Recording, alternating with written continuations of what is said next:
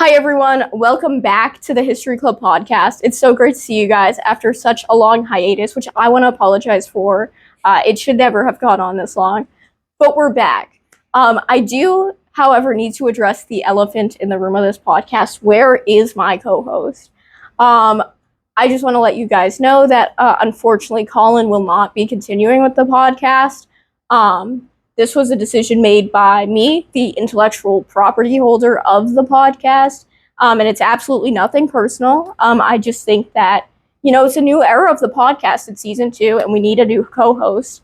And so I want to introduce you to that new co-host. So would you please all welcome Owen? He has to make his walk over. Hi. You guys might remember him from episode 3 entitled Owen, when we had him on as a podcast guest. That's true. And now you're here co-hosting. How does it feel, Owen? It feels amazing. I'm so ready for this new era. It reminds me of when they took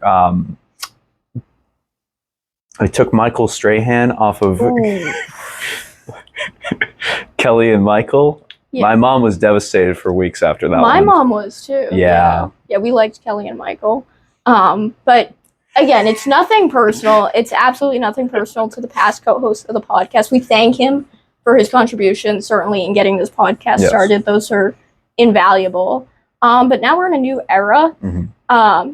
Lots to discuss, but I just want to start off because there is a reason that you were picked as the first co-host, and that is because of your new role as History Club president. Do you want to talk about that? That's true. It's been wonderful so far. I've enjoyed taking the helm from a fantastic predecessor like you. Thank you. And it's such an honor to have such a great successor. But now in our shifted roles, it's like, if this is going to be the History Club podcast, who better to have on? I would also like to make a direct message to our audience after season 1, if you don't mind. There's been some hate comments on the podcast, and we would like to remind you guys that this is the History Club podcast. We talk to people in the History Club about their lives, about History Club, and not about history. If you are looking for a history podcast, this is just not the place for you. Like, we love having your support, but this is not what this podcast is meant to be. There's other podcasts for you. There's books. I would recommend trying to read a book. But yeah, so that was I had to get that off my chest. What do you think, Owen? I agree with those messages, and I think that no hate should come to any of the co-hosts. We want to make sure that this is a good, nice comment section, supportive of two individuals who just want to share their experiences in History Club. Yes, this is just us doing that. So if you want to get out, now's your chance. Yeah, you can go through the door that I came through. Yes, he came from a door in that direction. Yeah. Not the door behind us. No. Next episode. Okay, so now that we've done all the introduction stuff, we want to get into the meat and bones of this podcast. Right after I address our final elephant in the room, and that is the mug situation. As a parting gift to our co-host, our previous co-host, we only have one mug left. I assume because he took it. I will certainly bring in my mug for next week. I have some mugs at home, so we're gonna be okay. But we only have this mug for now, so we're gonna have to swap it around. So Owen, I'd like to give you the mug for this next part. Thank you. Take some drinks. Okay, so let's get into this. So our roles have changed. That's awesome. Our roles have changed. That's true. In part because I graduated. Mm-hmm. You are now a senior. When we had you on last time, we thought you were a junior. Not only did we think you were a junior, but I told you had 2 years left. Yeah. But you have something to tell our audience. This is it. This is the last year for me. I'm done after December. Yeah, not even the year. Like the semester. Not even the spring. It's just over and done with after this. So Owen has a little less time with us than we maybe thought. It's okay. You're going to make the most of it? Oh, yeah, of course. Do you have any big semester goals to make the most of it? I wanna finish strong, of course. I want to make sure that I get an internship. I think that should be pretty important for my next steps. As well, just get more involved on campus. I feel like that's a very important part that I need to step up. And you've been making those steps as now the History Club president. Yeah. Yes. It's been interesting moving into a leadership role in like a new position that I was previously the treasurer for the History Club, but now it's a whole different level at this point. Yeah. How do you feel those two roles compare? I was more of like the behind the scenes guy when it came to being the treasurer. I feel like I was more just, making the general, making a lot of the big behind the scenes like money moves. As the treasurer would do. Yes. But now I am front and center as the person that a lot of the department turns to be like, hey, if you want to meet people in the history department, here's the guy who will get you involved. And I'm like, oh man. It's exciting. I've one notification from my Discord I haven't touched yet from an individual who is looking to talk to me about the history club. And Whoa. I don't want to keep him waiting, but at the same time, I'm not jumping at the bit. The podcast comes first. I mean, this is kind of a vital part of History Club. This, I might even say, is why some people come to the meetings. This is the promotional aspect here. Yeah. And so I understand that. Maybe for this fellow on Discord, but also for our audience who seem to not understand the point of a History Club podcast, do you want to make like a 30-second elevator pitch about History Club? Can you do that? I can try. Okay. Let's role play. We're at the club fair, or maybe I just switched into the history major. Yeah. My name's Ben. I'm first year. I just switched into the history major. I used to be a computer science major. I'm very nervous, and this professor has just brought me up to you and said, "Hey, this is the guy for History Club."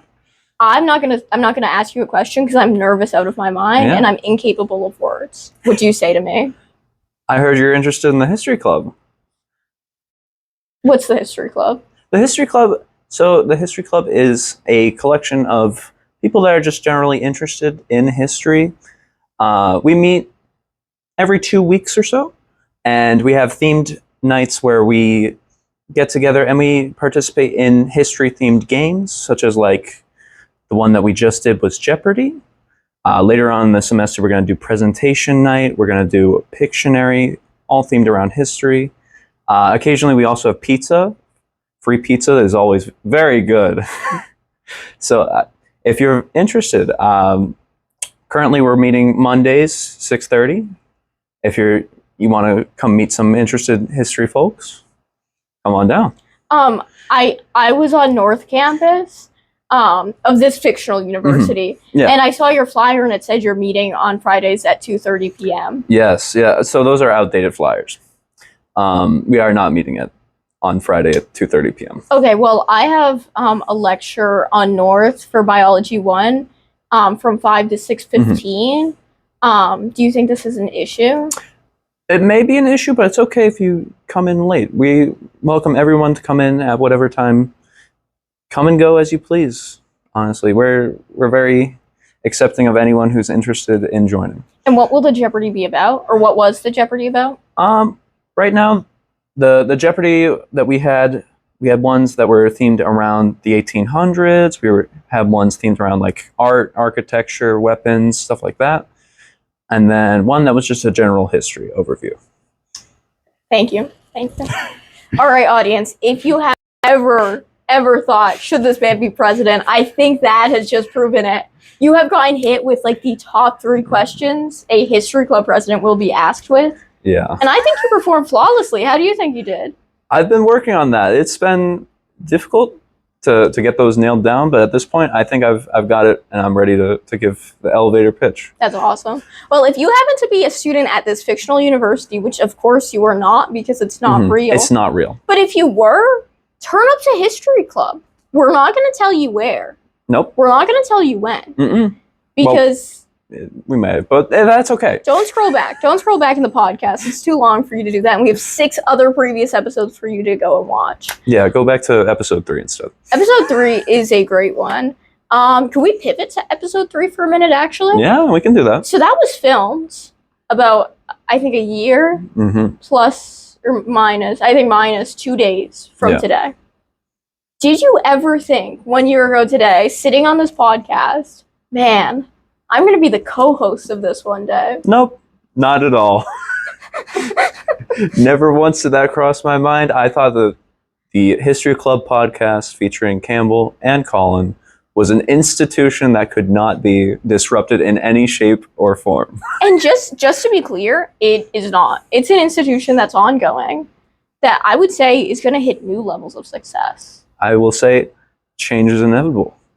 Change comes with everything, and it comes and it goes. Yes. One day, this could be the History Club podcast featuring Owen and somebody else. And that will just have to be fine. Yeah.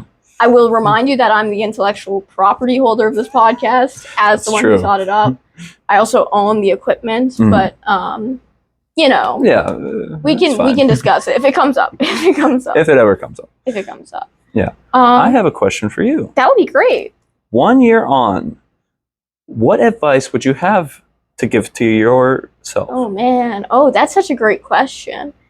I don't know. I mean, I have to say, I think I'm always somebody who's worried about, like, I need to pack everything in because there's only 1 year left and I have to, like, do all these things. And I thought I did a very good job at that. Like, looking back, I think we had a lot of fun moments made in here.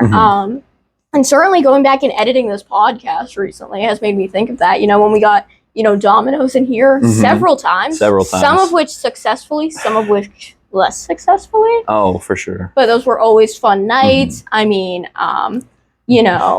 all the History Club events, all the travel that we've done, which I think we should get into at some point later on in the podcast, since last fall has certainly been exciting. We've been busy. Yeah. And so I would tell myself, like, that's cool, but, like, don't put so much stress about it. Like, it's great that you did it, and, like, you just couldn't cram any more in, and that can be okay. And also, like, chill out about school, I think. I think nothing matters. I think grades don't matter. I think classes, I kind of think they don't matter either. It's all for nothing. Yeah. Your college GPA means nothing. I think the most important thing is making memories. That's the most crucial part of the college experience, rather than anything else. I agree. I mean, get your degree, guys. If you're listening to this podcast, you should go to college to get a degree. Don't throw your money away. But, like, an A versus a B is not going to change your life. Yeah. And if anything, might change it in a bad way. You know, it might just be this kind of, like, endless drive. It's not fun. The strive for perfection, honestly, may not be the most ideal thing in the world. I don't think so. I don't think so either. Do you have advice for yourself 1 year later? I would have told myself to get more involved on campus earlier, because to that point, the only thing I was involved in was the History Club. Yes. So I was a commuter, so it would be here and back, and then I wouldn't be on campus for large portions of my day. Yeah. So I would tell myself to stay here a while, get to know more of the people, build those relationships, and get involved in a lot more organizations. Yep, that's wonderful.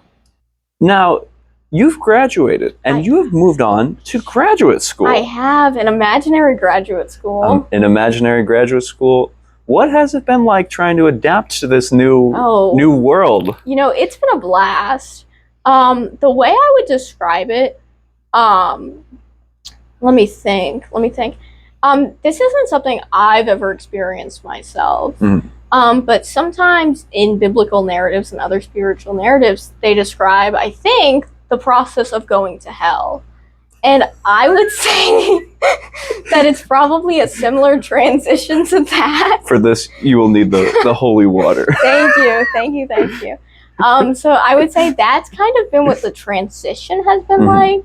I mean, like, listen, I'm liking the other people in hell with me. They all seem nice so far. If people from there are watching, like, thank you for, being there in hell with me. But I would describe it as probably the least intellectually stimulating thing I've ever experienced. Wow. On top of just, like, I don't know, things I'd rather not say on the pod.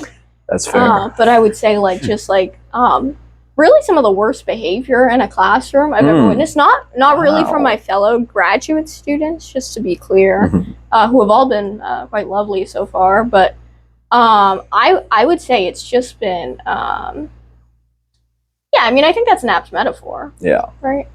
Yeah. I think it's very interesting, and as someone who is also considering going to an imaginary graduate school, Yes. I'm sure that this is not helping my case on why I should go. Yeah, listen, I mean, I think everyone says don't go to graduate school in history, and they're right. And so if you really feel the need to like conflict with that, then you could be one of the few that enjoy graduate school. Yeah. I have to say, I don't envision myself doing more graduate school after this. Really? Which was something I never really thought I would, but like I was like, after this degree, just to be clear, I'm gonna finish the degree, everyone. The door is closed. The door might be open. I don't know how I'll feel in 2 years. Yeah. But I would say like I'm not like itching at the seams right now. But I am. It's a lot more like research paper focused. So once we get into those, I think that'll be good. I have some like interesting concepts I'm cooking up. That's good. And so it's not all bad. Okay. That's good. But yeah, I would say I wouldn't recommend it. I wouldn't recommend the transition of it, especially. Yeah, I will keep that in mind and in consideration. Yeah. My hypothetical advisor told me that I should maybe think about concretely on what I want to do rather than just jumping in and making sure that I get some sort of degree. And I have the time with my spring currently vacated, but there's a lot of figuring out to go. Yeah. I would say I hate to be so down in the dumps about graduate school and the podcast, especially since it's so early on. Like, I'm sure things will get better. I would say without a doubt, if I had thought about it more, I would not have gone straight into graduate school. And part of that is the nature of my degree. I am studying French history, and I do not speak French. Yeah. Which is an issue. in case anybody was wondering, if you're thinking about doing that, don't do it. Yeah. Go learn French. Like, figure it out. But I think again, like you were saying, you're gonna have to take time off anyways because there's no graduate programs that really start in the spring. Yeah. And I think that'll be good. I think you'll benefit from that. And if you want another year on top of that, then you're young. You got your whole life ahead of you. Still spry. Still a lot of energy. Still spry. Still spry. If I may transition, yes. This reminds me of something I want to talk to you about, which was your busy summer. Oh, I've been busy. Oh my gosh. Do you want to tell them in as much detail or as little to protect your privacy as you'd like about your summer? This summer, I spent most of my time... Oh, thank you. I spent most of my summer just sort of working for an unnamed congressperson in their local office. I've been answering phones, getting good at constituent services, and it's really pulling me towards thinking about a future in that sort of political sphere.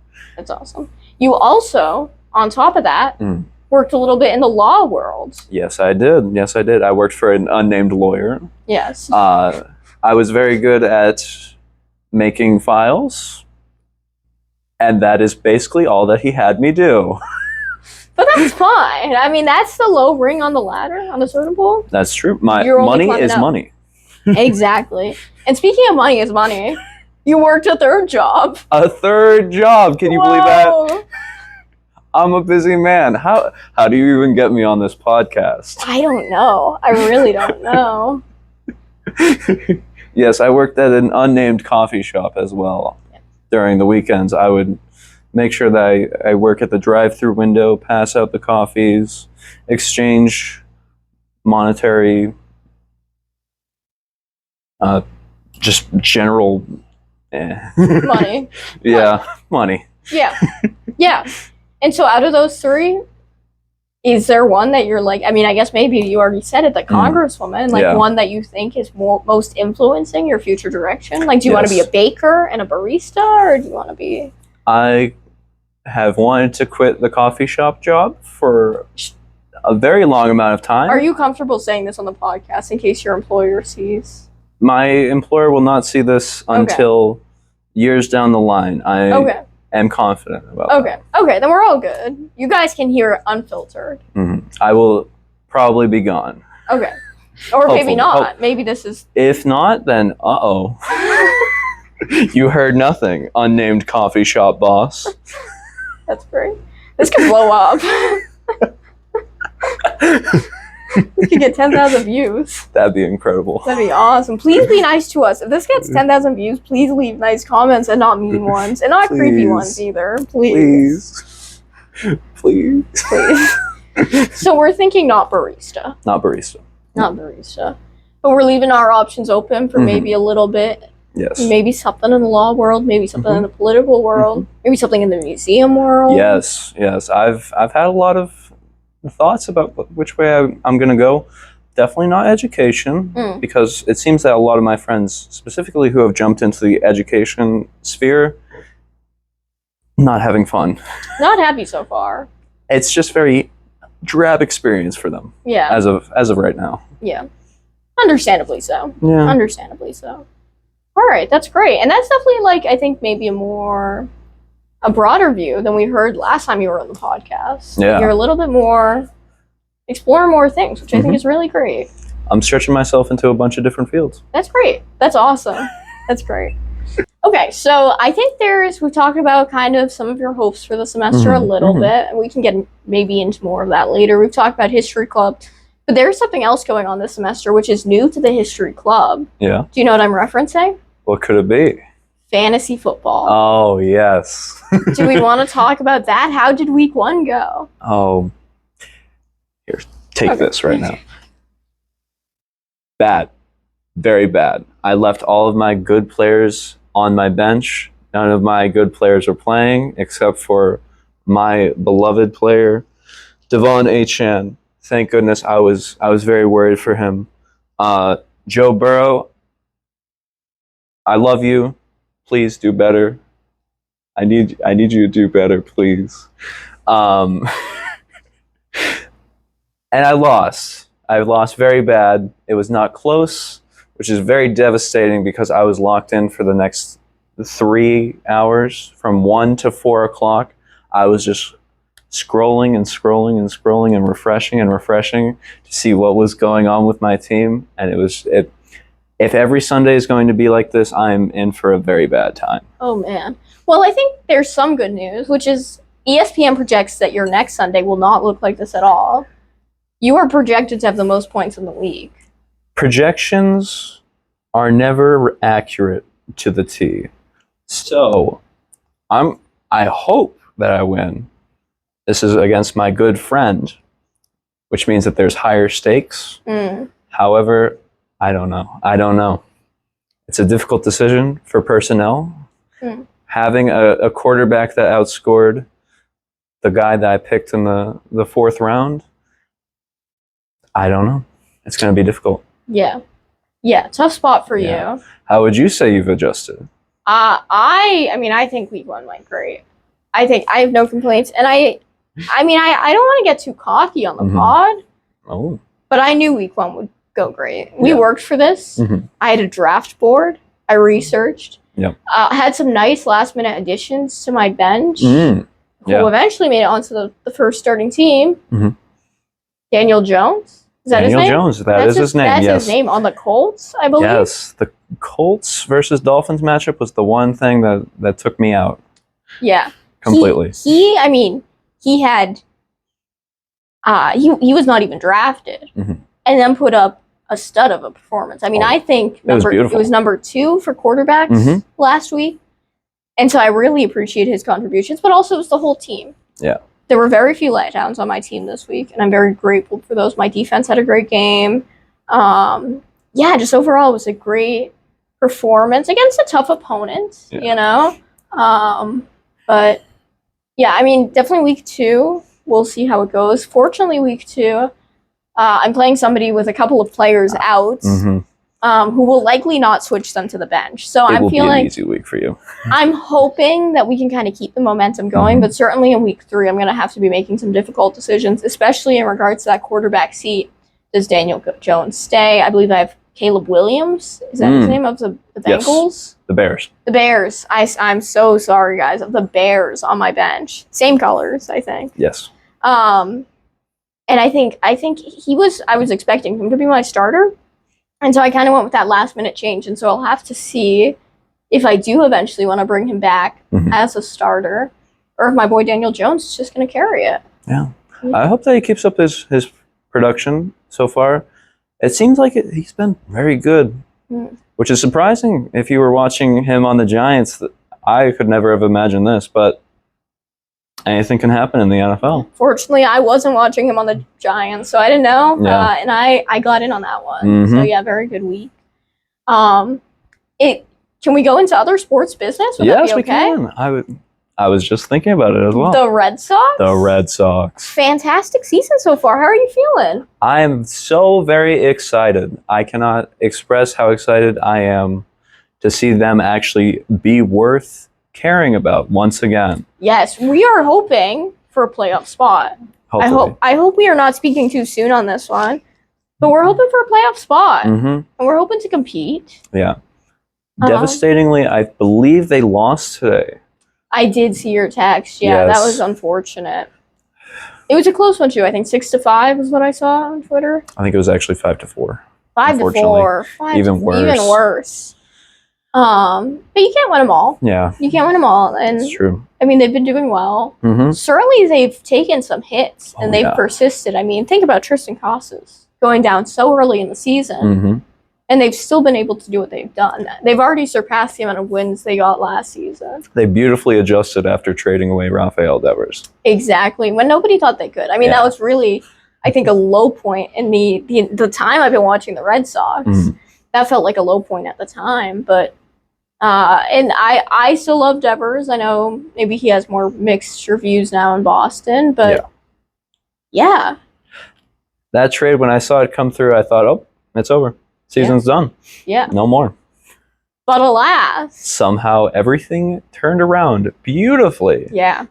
Yeah, so that's been great, and it's certainly due to the players and not the management, but we should still be happy about that as fans. Oh, yeah. Yeah. That's great. Actually, very recently, we also went to a Red Sox game within the last 3 or so weeks. Yeah. Yeah. Yeah. What'd you think of the game? That was great. That was, I mean, it wasn't even 3 weeks ago. I think that was last week. Really? Right? Oh, Yeah, because it was the first week of school. my goodness. It's just felt like so long as I've transitioned to hell, and you've transitioned to History Club President, which is really a different form of hell. It's Dante's Inferno. You're very deep in the circles. I'm just getting further and further down. But you are certainly going down. That's a tough transition. But yeah, so $9 tickets, which you clutched up and purchased during my historiography class, which was a great class. It was beautiful. And we were on break in this historiography class. I would never go on my phone. And so, yeah, you clutched up, got some nice $9 tickets, great view. Yeah. And we just watched, I mean, one of the best games I've ever seen at Fenway, if not the best. It was quite incredible. Do you want to describe it a little bit? Thank you. Yeah. I would say that the most interesting part, very consistent Garrett Crochet all season. Somehow, I think it was because of very little rest. His schedule had been messed with a little bit. He gives up the game. I think it was 7 runs that he gave up. Yeah, it was 6 or 7. 6 or 7. 6, 7? Is this the 41 thing? I think this is 41. What's the 6, 7 hand move? Okay, everyone, welcome back. I apologize if that last transition was a little abrupt. Owen has requested that the last part be cut out. Yeah. And so I just wanted to, you can continue. So Garrett Crochet gave up 6 or 7 runs. 6 or 7 runs, whichever one. Which we don't remember. I don't know. Yeah. But somehow the Red Sox came back and they tied it up. Yes. Quite incredibly. I didn't expect it. Yeah, I didn't either. Very back and forth baseball game. Yeah. Felt like I was watching tennis at some points. Yes. So true. But the wonderful thing was not only was it a back and forth game, but it was a win. It was a beautiful win. It was like we won by 5, I think. Yeah, it was quite a big win. Yeah, I think they ended up with 11 runs. Am I correct? 11 runs, yeah. Wow. Wow. My math was wrong. I think we won by 4 runs instead. 4 runs? Okay, yeah. But I mean, any day you get to see 11 runs at Fenway scored by the Red Sox, almost always is a good day. Oh, yeah. So. Incredible. Yeah. $9 for tickets like that? Yes. I thought it should be like $90. Yeah, I mean, certainly I've spent much more money on games that have been great. I mean, I've never had a bad experience at Fenway, but games that have been less exciting than that. Mm. So, yeah, incredible. Incredible. I guess if I could ask a question based off that, Mhm. we went to 2 Red Sox games this season. We started going to hockey games in the spring. Do you have any like sporting events that you think maybe you'd like to go to more of, get more into? The Celtics. Yes. I think that's the big one this season. Celtics have been doing. They're projected to do so this year because Jason Tatum is hurt, but I'm very interested in going to see how they're doing. Yeah. No, I think that would be great. Visit my good friend Jaylen Brown. See him dunk the basketball would be so awesome. That would be great. I've never seen a basketball dunk. An NBA basketball dunk in person. Oh. In person. I've never seen an NBA game in person. We should go. Maybe. I'll get my money up. All right, and so we've had some great discussion on this pod so far. Certainly a lot more to get into this season. We're hoping to have a really crazy lineup of guests, I'm thinking. And we're hoping, but also some solo episodes too, so you guys can get to know us as the hosts. Oh, yeah. As the semester goes along. See if History Club President and Imaginary Graduate School are really as hellish as we're making them out to be. But before we leave you off, we'd like to bring back a recurring segment, Rapid Fire Questions. All right, Owen, it's your turn whenever you are ready. All right. My first question to you. What books have you been reading this summer? Oh my gosh, I've read more books than I can count. I've been trying to think of what my favorites were, and I would say it is Frantz Fanon, Wretched of the Earth, or Albert Camus' Resistance, Rebellion, and Death. Top out my list for the best ones. Best history book. I don't know, that would be long. I read a great one called The Body of Il Duce about Mussolini's body. That's really like stuck with me. I don't know if I would say that's the best, but that was a great one. And then best fiction book has to be The Stranger by Albert Camus. That sounds like a pretty good lineup right there. And then do you want to answer your question? Sure. I think the most interesting book that I've read this summer, I finally finished Grapes of Wrath. That was pretty good, but it was nothing compared to the journey that was Ulysses. Oh dear. Ulysses by James Joyce. That's the most difficult book I've ever read. I feel like it's a challenge in and of itself to finally climb the mountain of the most absurd experimental writing that I've seen thus far. But you finished. I finished. Congratulations. I moved on, and then I started going into a bunch of different books as a safe haven after that. As you should. And then my first rapid fire question. On our last episode of the podcast, me and my previous co-host discussed the idea of waging anarchy on this department and wreaking havoc.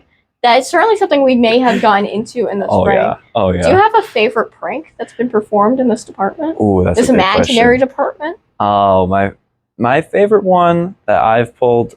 I pulled a prank where I flipped a poster upside down repeatedly, and nobody knew who it was. No one knew why it was happening. And most professors actually just did not notice it. Just walked right on by, and then suddenly, out the corner of their eye, they would notice it and be like, "It's weird. Why is it upside down?" Yeah, but it took a while. Oh, it took a very long amount of time. What about you? I mean, I think, and this was actually a joint prank.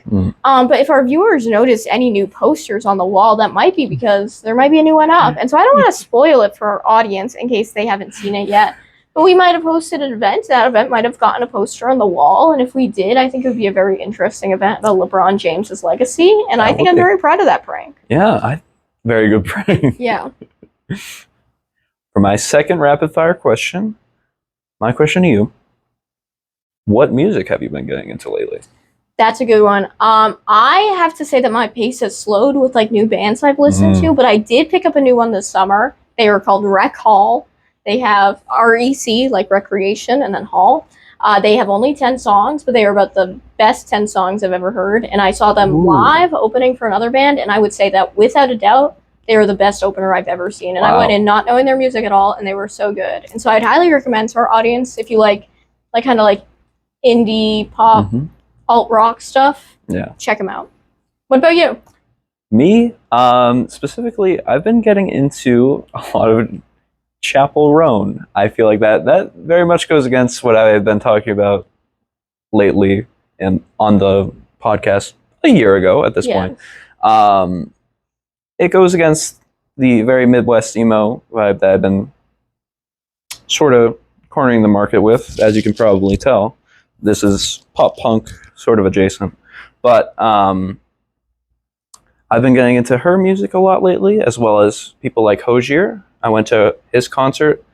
That was pretty incredible.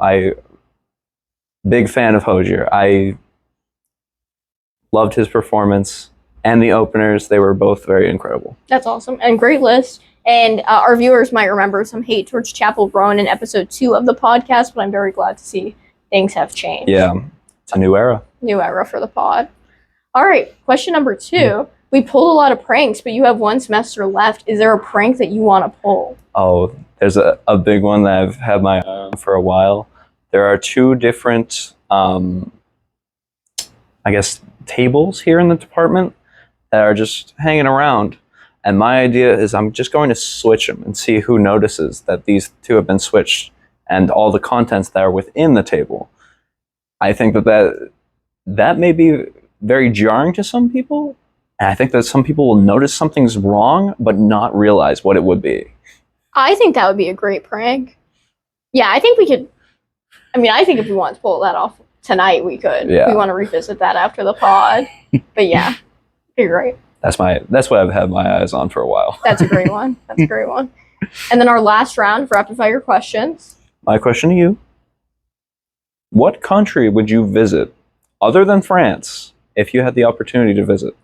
France is actually not my number 1. My number 1 has been my number 1 for a very long time, but it's kind of very far out of reach, and that is Australia. Ooh. I think it just has like the most beautiful beaches in the world, some of the best like natural sights, but I think, Sydney looks like a beautiful city and lots of interesting things to do there in terms of art, in terms of history. Certainly, the Australian history is kind of terrible and crazy, but also interesting. So I think that would be it. Yeah. What about you?